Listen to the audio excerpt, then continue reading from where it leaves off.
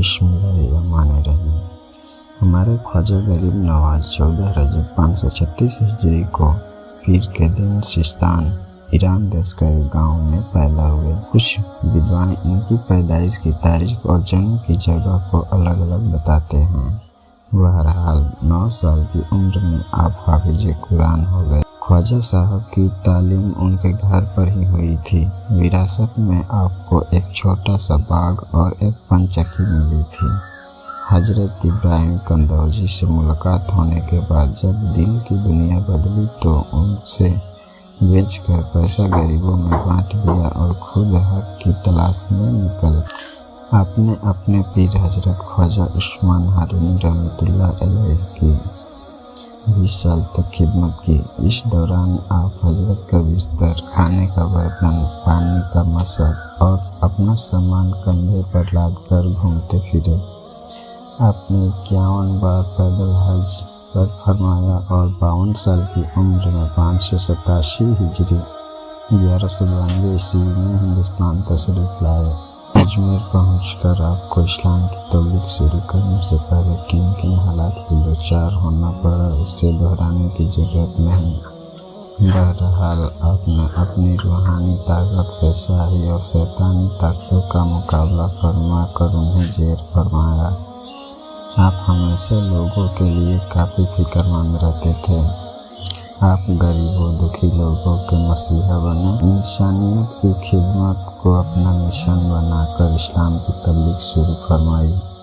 आपने अजमेर और आसपास के इलाकों में इस्लाम, अमन और शांति का पैगाम घर घर पहुंचाया।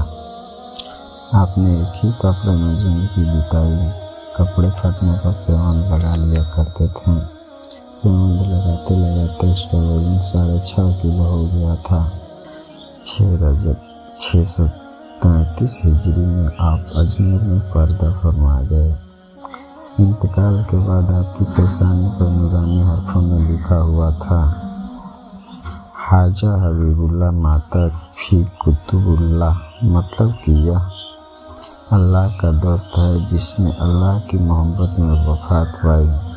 हजरत ख्वाजा मोइनुद्दीन चिश्ती रहमतुल्लाह अलैह की बरकत से हिंदुस्तान में इस्लाम का नूर फैला। आपने कभी पेट भर खाना नहीं खाया और कई दिनों तक भूखे रहने के बाद सूखी रोटी के टुकड़े पानी में भिगोकर खा लिया करते थे। आप 24 घंटे के अंदर पूरे कुरान शरीफ की तिलावत कर लिया करते थे। आपने तकरीबन 70 साल तक लगातार पूरी रात आराम नहीं फरमाया। आप 70 साल तक दिन रात के अक्सर औकात में बावजूद रहे। आप तो वली थे ही, लेकिन आप जिस पर एक नज़र डाल देते थे वह भी वली हो जाता था। काफ़ी दिनों तक इस्तिग़राक़, किसी चीज़ में डूब जाना के आलम में रहने, आंखें बंद किए जिक्र इलाही में गुम रहते। नमाज के वक्त हुजरे से बाहर तशरीफ़ लाकर वो जमात से नमाज अदा फरमाया करते।